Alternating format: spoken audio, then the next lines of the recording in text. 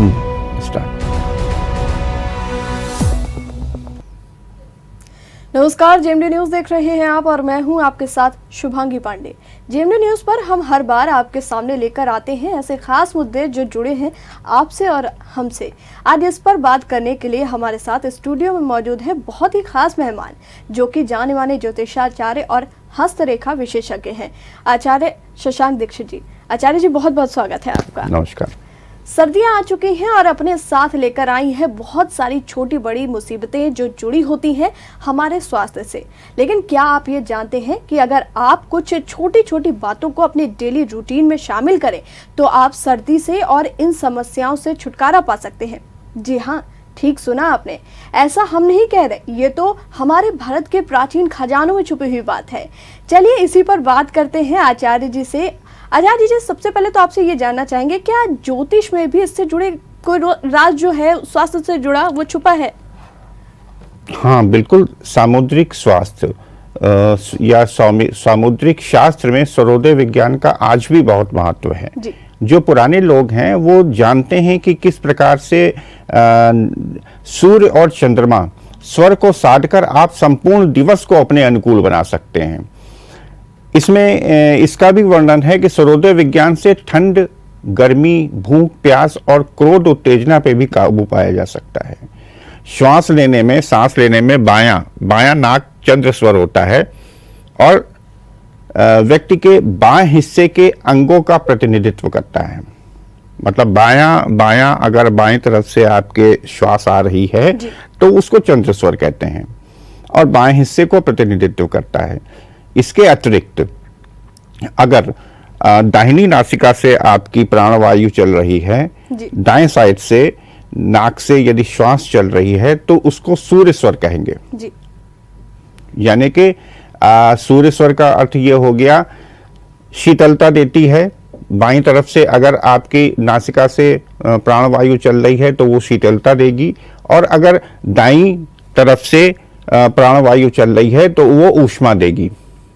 अगर आपका दायां स्वर चल रहा है सर्वोदय विज्ञान में तो आपको सारे कार्य अपने दाहिने अंग से करने चाहिए। यानी कि जैसे दायां पैर सबसे पहले आगे बढ़ाएं, दाएं हाथ को प्राथमिकता दें। सोकर उठने में यदि सूर्य स्वर चल रहा हो यानी कि दाहिना स्वर चल रहा हो तो कम से कम आधा पौन घंटे तक दाएं हिस्से से काम करना चाहिए। जैसे कि दाएं पैर की स्लीपर आप सबसे पहले पहने, दाएं पैर में लोअर डालें, दाएं हाथ में बाजू में शर्ट पहने, तो इस तरह से। और अगर बायां स्वर चल रहा है तो सभी क्रियाएं, जो भी सभी कार्यक्रम है वो बाएं हिस्से से करें। और जब कभी ऐसा महसूस हो कि ना तो राइट ना तो लेफ्ट कोई चल नहीं रहा है, जो है मध्यमा है, दोनों समान रूप से चल रहे हैं, तो ऐसे में कोशिश ये करनी चाहिए कि बाईं तरफ से सारे कार्य करने चाहिए, क्योंकि बायां स्वर जो होता है वो शुभ माना जाता है, वो चंद्रमा को प्रतिनिधित्व करता है। सबसे बड़ी खास चीज शिवांगी जी ने जो अभी आज ये बोली कि जैसे सर्दी का टाइम चल रहा है, सर्दियां, कई बार ऐसा लगता है कि हम रजाई में लेटे हैं। ओल्ड एज के लोगों को ज़्यादातर ये प्रॉब्लम होती है कि रजाई में लेटने के बाद भी कपकपी होती है, ब्लोअर भी चलाते हैं, फिर भी कपकपी होती है, सर्दी नहीं जाती है। तो ऐसे में इनको चाहिए कि अगर सर्दी लग रही है, कपकपी हो रही है, तो आप बाईं करवट लेट जाइए। यानी कि बाईं करवट लेट जाइए, थोड़ी देर बाद बाएं नाक का छिद्र बंद होकर दाहिना स्वर शुरू हो जाएगा, यानी कि सूर्य स्वर शुरू हो जाएगा। सूर्य स्वर शुरू होने के 5 मिनट के अंदर वो आपकी पूरी बॉडी को ऊष्मा प्रदान करने लगेगा। जी आचार्य जी, नासिका से संबंधित क्या जानकारी देंगे आप? देखिए, नासिका और स्वरोदय अर्थात नासिका के छिद्रों से ग्रहण की जाने वाली श्वास, जिसे प्राणवायु भी कहते हैं।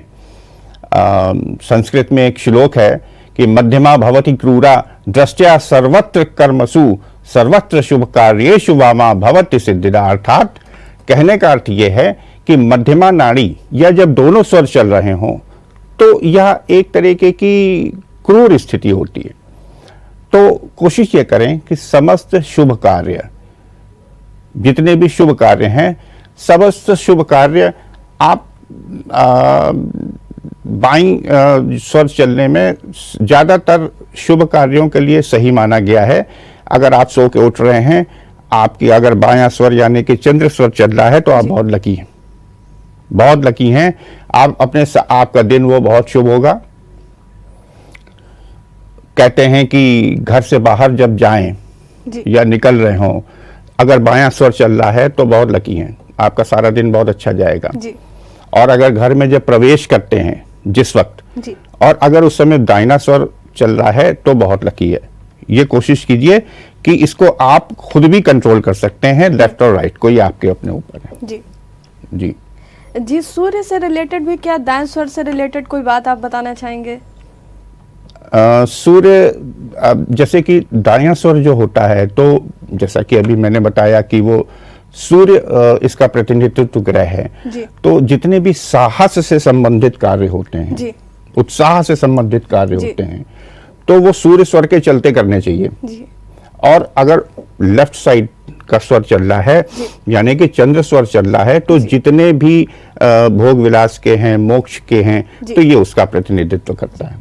आचार्य जी, आपसे जानना चाहेंगे कि किस स्वर में किस दिशा की यात्रा नहीं करनी चाहिए? कहा जाता है कि इसको भी ध्यान में रखना चाहिए। बिल्कुल बिल्कुल, बहुत बढ़िया क्वेश्चन है। देखिए, आजकल की जो भी भौतिक वादिता है, जो जीवन शैली है लोगों की, इतना कोई ध्यान नहीं देता है। टिकट कराई, ऑनलाइन कराई, मोबाइल से कराई, कब जाना है, इस दिन जाना है, कोई नहीं देखता है कि हमारा दिन कौन सा है, किस दिशा की ओर जा रहे हैं। बहुत पहले ये सारी चीजें चलती थी, आज से 30-40 साल पहले भी ये सारी चीजें एप्लीकेबल थी, लोग इस चीजों को मानते थे। लेकिन जैसे जैसे हम जो है वो आधुनिक होते गए, तो अपनी ही आधुनिक शैली से को हम ऑब्सलीट होती चली गई, किनारे हटती चली गई हाशिए पे।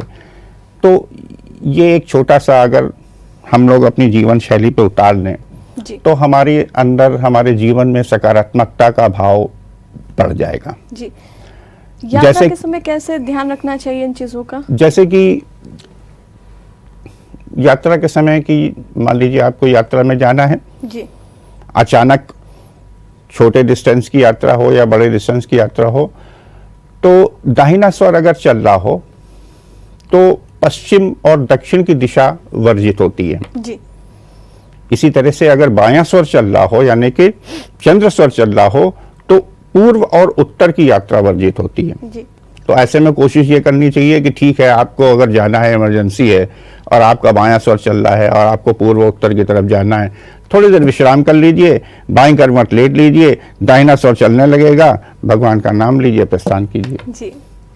आचार्य जी, चलते चलते क्या कोई खास उपाय जो हमारे दर्शकों के लिए आप बताना चाहें? उसमें किस सब्जेक्ट से संबंधित उपाय बताएं? जी, जिस तरीके से स्वर आप बता रहे हैं, इससे रिलेटेड कोई उपाय हमारे दर्शकों के लिए? क्षितिजल पावक गगन समीरा जी। जो अपनी जो शरीर है, जो संपूर्ण ब्रह्मांड है, तो ये 5 तत्वों से बना है। क्षितिजल पावक गगन समीरा, भगवान श्री कृष्ण ने भी गीता में कहा है। और उन्होंने गोवर्धन की पूजा, जब उन्होंने कहा प्रकृति की पूजा है जी। और फिर उसके बाद में उन्होंने हर क्षेत्र में, हर उम्र में, सब जगह लोगों को इस बात के लिए चेतावनी दी है और समझाया है कि प्रकृति की पूजा ही सर्वश्रेष्ठ पूजा है। हमारे संपूर्ण ब्रह्मांड में ये 5 तत्व मौजूद हैं। क्षिति जल पावक गगन समीरा, हमारे स्वयं के अंदर भी संपूर्ण ब्रह्मांड है। जैसे कि दोनों कंधे हैं, अग्नि तत्व है, ये दोनों कंधे अग्नि तत्व हैं। नाभि जो है वायु तत्व है। तो कभी कभी देखिए, बच्चे होते हैं, छोटे होते हैं, उनको पेट में कुछ प्रॉब्लम हो जाती है, तो माँ जो होती है नाभि में वो हींग वगैरह या कुछ ऐसा लगा देती हैं, क्योंकि वो वायु तत्व है। हींग एक स्मेल की चीज है, वहां से लेके जो वायु प्रवाहित होती है हमारे शरीर में, तो उस प्रॉब्लम को वो सॉल्व करती है। इसका एक साइंटिफिक रीजन भी है। तो कंधे हो गए अग्नि तत्व, नाभि हो गई वायु तत्व, घुटने पृथ्वी तत्व हो गए, पांव जल तत्व हुए, सिर आकाश हो गया जी। आचार्य जी, बहुत बहुत शुक्रिया हमसे जुड़ने के लिए और इतनी सारी जानकारियां हमारे दर्शकों से साझा करने के लिए। फिलहाल के लिए इस प्रोग्राम में इतना ही। Thank you.